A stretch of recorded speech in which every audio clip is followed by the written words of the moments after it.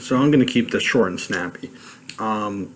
Trump released an executive order to supposedly end family separation that's been going on. Is it really? No, because as the ACLU said, the devil is really in the details. Yes, in a sense, they're not saying we can't just take the kids apart, but they're still saying these kids can be held indefinitely with their parents. They're basically jailed indefinitely. And we have to also ask the question, what about the kids who have already been separated? These kids have been sent out all over the country. So, is there an accounting of, where we can bring them back together? So this is a lot of problems. More needs to be done, and more comprehensively. And you still got to be very nervous, and people need to be getting out and doing a lot of civil action, blocking ICE offices, heckling these leaders, like what happened to the Homeland Security Secretary Nielsen. They need to hear you. There is a march coming up on June 30th. They're around the country, centered in D.C. From all accounts, that's continuing because now they're hoping, what Trump is hoping is that this executive order will shut people up. And it can't, because they're going to push for their bullshit wall that's a waste of so much money. When you think we don't have clean water, when you think what's happening in Puerto Rico, when you think about what's happening with our education system, our healthcare system, so many things out there, and we're fucking worried about a fucking wall that's horseshit, okay? That doesn't do any good, it doesn't protect anybody. It's a bullcrap 18th century solution. And I'm being maybe a little generous by calling it an 18th century solution. Walls don't really work that often. And so in this case, they definitely wouldn't. So you want to talk about border security, that's a separate issue. There are some different, more new age strategies. But it's just, a wall is idiotic, it's a waste of money.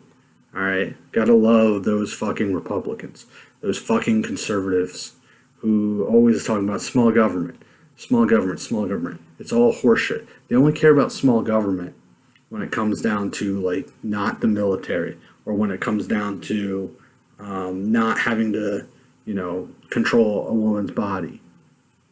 Then they're not so worried about small government.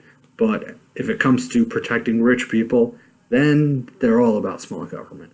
What Republicans really support is basically a corporate welfare system while everyone else gets fucked. So that's another discussion for another day. But we have to also consider, why is this happening? Why are all these people running up the border? Is it just because America's exceptional? No, it's because their countries have experienced a lot of problems, and a lot of these problems go back many, many decades, and they were kind of triggered, and oftentimes, by American foreign policy in Latin America, which has been a mess, like most of the rest of the world. But in a kind of Cold War mindset, thinking that they want to protect from socialism, even if it's democratic socialism, they would support military juntas, death squads. These are basically authoritarian governments, and they've been very nasty to the people, obviously. And there's been a lot of human rights stuff. You won't hear about it, but it's out there. And in that happening, it drives people obviously out of the country. Not that different than bad policy in Syria has led them to go to Europe, and now we have a refugee crisis, and then you have a rise of an anti-immigrant group saying, hey, why are they coming here? I wonder why. You fucked up their country. So obviously they're going to come here. And obviously there are local considerations and things like that. But especially in Latin America, you cannot downplay the impact of the U.S. and U.S. foreign policy. It's just a fact. So we have to keep this in mind. So we mess up their country, and then they come up because they need somewhere to live, get a job, to be safe, and we tell them, fuck you. So that's just not right in any way possible. People got real asylum problems.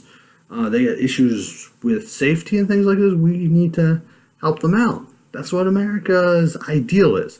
Now, I'm not naive enough to think that we haven't, that's something we've practiced consistently since 1776. There's obviously a very checkered past. And in a lot of ways, the separation policy is perfectly consistent with American history.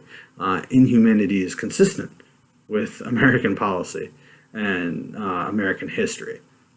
But when it comes to the ideals of the nation, this is not, that's not what we should be going for. It's not what we should strive for.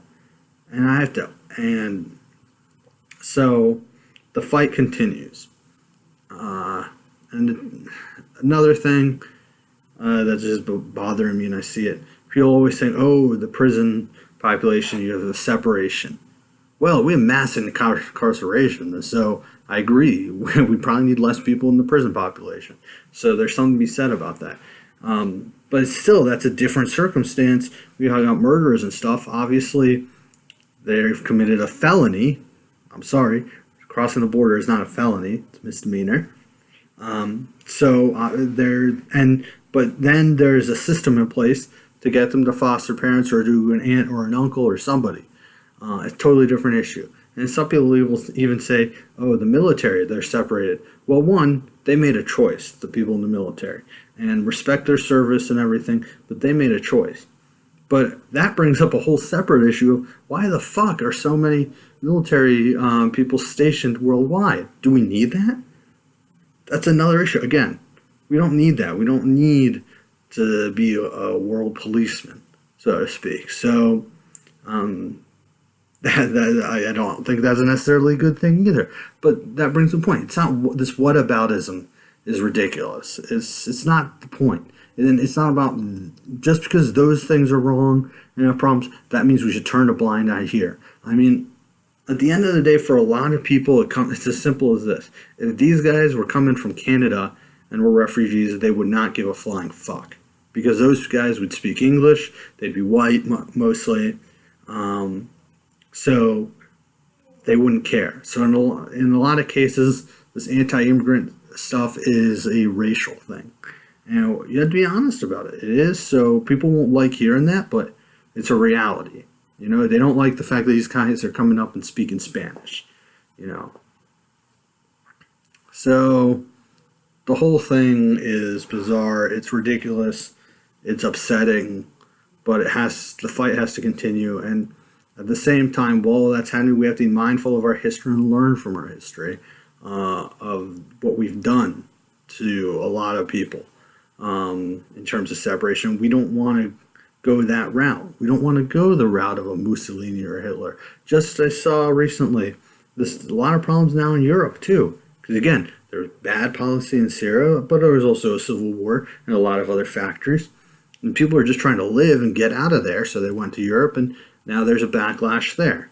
So the best thing is solve the Syria situation, and then you don't have to worry about the backlash and people going over. There's something you said about certain Arab neighbors, certain despotic regimes that we are allies with, also not taking in refugees. So it's a little more complicated there, granted, than what's going on in the Western Hemisphere. But at the same time, I just saw in the news article where Italy just had a right-wing, kind of a neo-fascist coalition coming into place. And their interior minister says, well, we got to do a census on the Roma, or kind of what's commonly seen as the gypsy population. And we need to see we just want to take a census. If there's any irregular ones, we're going to deport them. But we just want to take a census and get a count on it. I mean, that's some fucking freaky, fascist level stuff in Italy, which kind of has a history with fascism. So you got people there also talking about access between Austria, which is now run by a right-wing neo-fascist leader. Germany, there's a push, including Trump is pushing for right-wingers. So I guess what I'm getting at is we have to be mindful of these things happening. I used to also think like this, oh, Nazi comparisons, too much. I agree, but now we're getting to a point where you got to make those comparisons because that's where it is. And if you look at the history And you look at it, it's not like one day Auschwitz sprung out of the ground and they started gassing people. It was a long process. And a lot of people were negligent in letting the rise of Hitler happen. I mean, it was a process from World War One to World War Two. So we have to not make these kind of mistakes. And it's not about, oh, is it going to reach to that level of Hitler or Stalin or Mussolini, sorry. But we shouldn't want to get one millionth of that. We shouldn't even be on that track. So when you see things that are parallel, it's just highly troubling. It's something that we need to be mindful and watch for and mobilize and fight for the rights of the oppressed, the minorities, immigrants, the poor working people in Appalachia and places like that, poor farmers, women, the LGBT community. We have to be mindful of this. Students, who are struggling with loans, people with Down syndrome and other people with disabilities, both mental and physical, and which leads me to the point of Trump's campaign manager Lewandowski basically mocking a 10-year-old girl with Down syndrome who was separated from her family in this whole crossing the border situation.